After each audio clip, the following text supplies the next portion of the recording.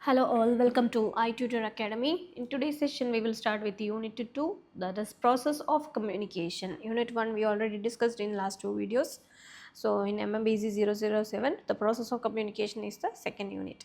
So let's see the objectives of this chapter. After studying this unit you should be able to understand the two-way communication process, comprehend the barriers to communication, understand the way to overcome barriers to communication.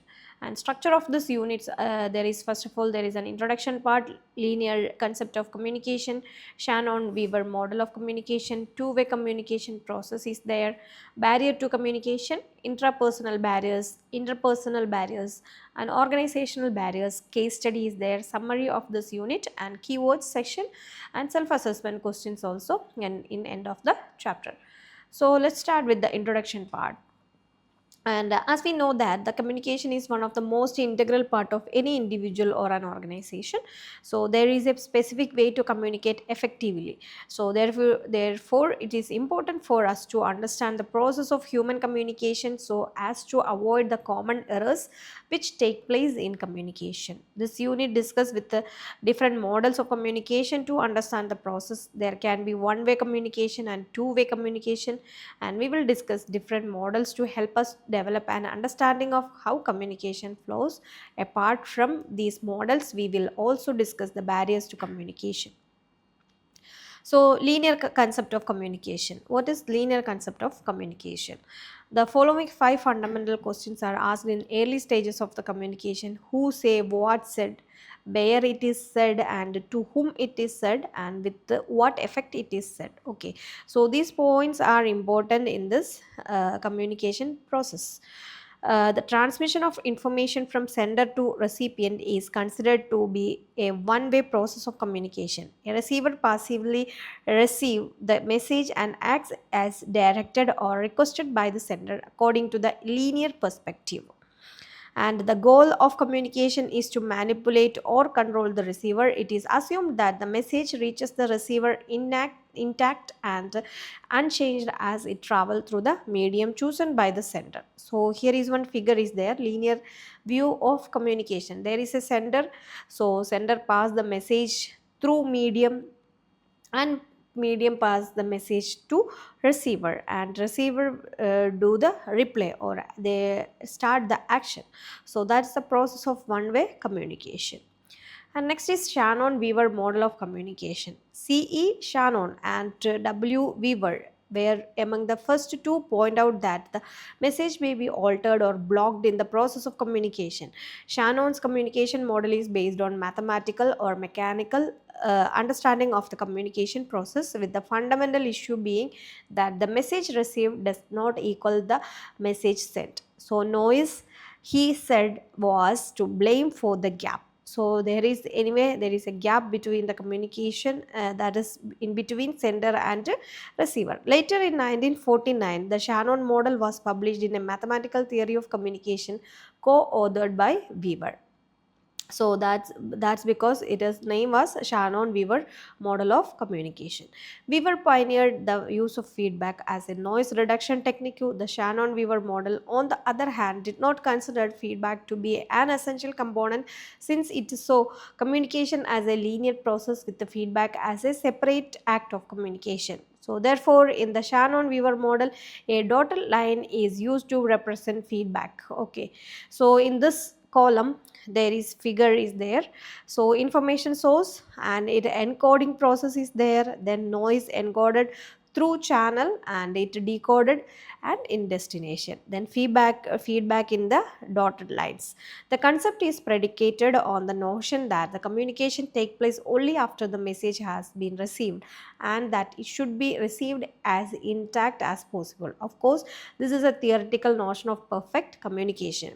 In real life, the filter in both the senders and receivers' minds influence the meaning of the message. So feedback to some extent correct any distortions and tends to complete the communication cycle. Okay, and figure 3 also here, sources of information, that is ideation. So process of communication here is source creates message, second is select the channel and send message, and after that receiver get the message and it filtered experience, knowledge, feelings, and next is interprets the message. So these are the uh, uh, six sources of or ideas of the communication process. Then feedback is there. In between there is a channel noise is there. The information source is first step in the communication process. The sender has some unprocessed data. His or her goal is to turn the data into the message that can be shared. Okay, so then it encoded. The sender composed the message after giving it some thought, that is verbal, symbol, or any other symbolic form of expression. And encoding is the term of for the this procedure. And channel of transmission is there. A channel is a suitable medium for sending a message, such as orally, in writing, electronically, in code, or via a signaling system. Then decode the message. Decoding involves receiving, comprehending, and interpreting the message. This is how a recipient receives the message. And acting is there. The communication process come to a close when the receiver act on an interpreted message just as the sender intended. Then noise. This mechanism is susceptible to noise, which can obstruct or distort communication, preventing the message from being sent from the transmitter to the receiver. Filter is there. The filters are responsible for communication distortion induced by subjective elements such as the sender's and receiver's attitude. These are psychological in nature, and attitude, belief, experience, self-awareness, and the ability to think coherently are among them. As the sender's communication travels through the receiver's filters, which are made up of his or her experience or knowledge, and the sentiments, misinterpretations, and other issues may occur. So that is the feedback of the message. Okay, the two-way communication process. In two-way communication is now viewed as the two-way process in later conceptualization of the process. The receiver also serves as the sender of feedback to the transmitter to complete the communication cycle.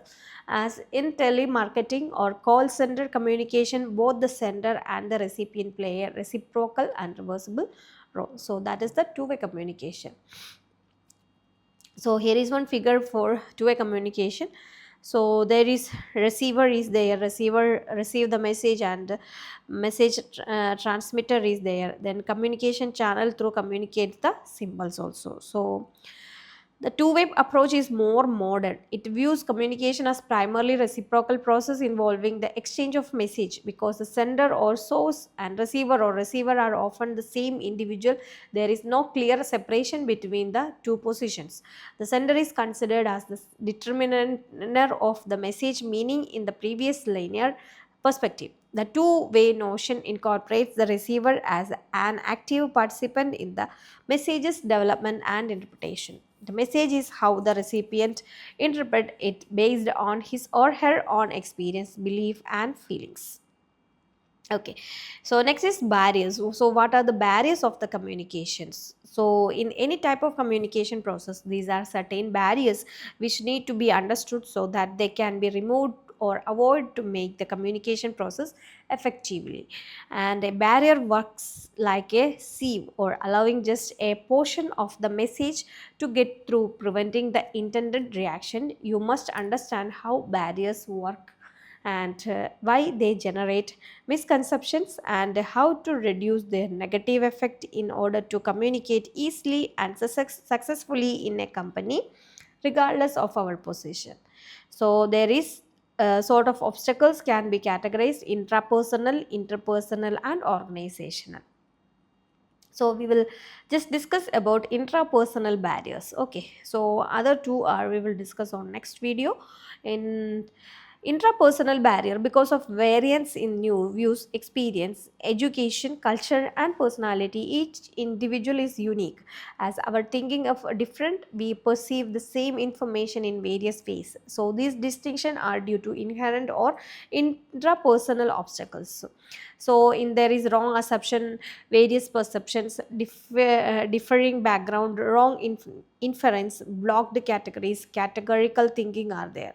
In wrong assumption, many roadblocks stem from erroneous assumptions. For example, a doctor who instructs a patient to take medicine only SOS, that is an emergency, without knowing if the patient knows the phrase.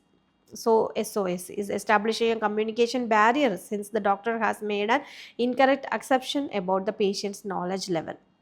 Okay, so that is a wrong assumption. And varied perception, we all know the story of six blind men and their description of an elephant. The elephant was perceived by each man as a fan, rope, a snake, a sword, a wall, a tree. So none of the blind men were wrong, as the part of the elephant body touched by each man compared well with the various objects by their they named. And similarly, the individuals in an organization also perceive the same situation in different ways. It is all matter of perception.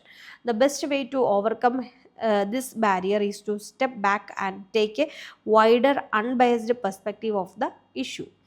And differing background, there are no two people with the same background. So due to difference in the education, culture, language, environment, and socio-economic standing, backgrounds might differ. So how we understand a message is heavily influenced by our background.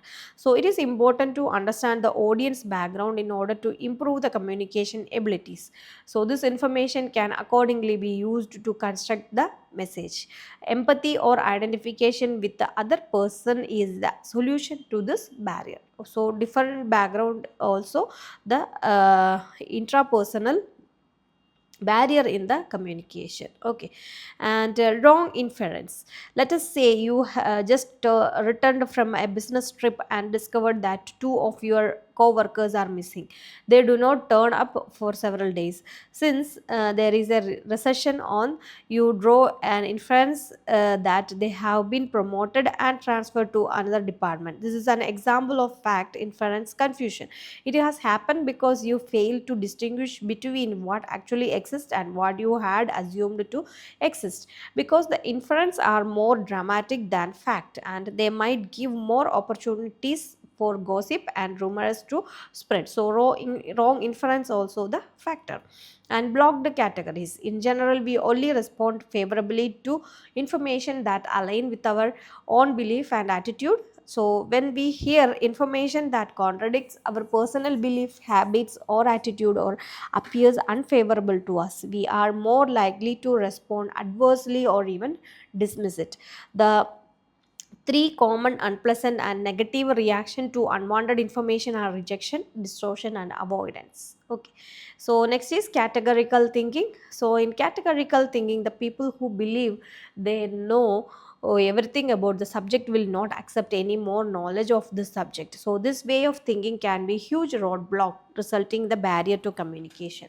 This the use of term like all, always, everybody, everything, every time, and their opposite like a none, never, nobody, and nothing is a hint to recognizing this barrier in ourselves and others. If a message contains too many of these words, then there is a fair chance of the communication getting distorted.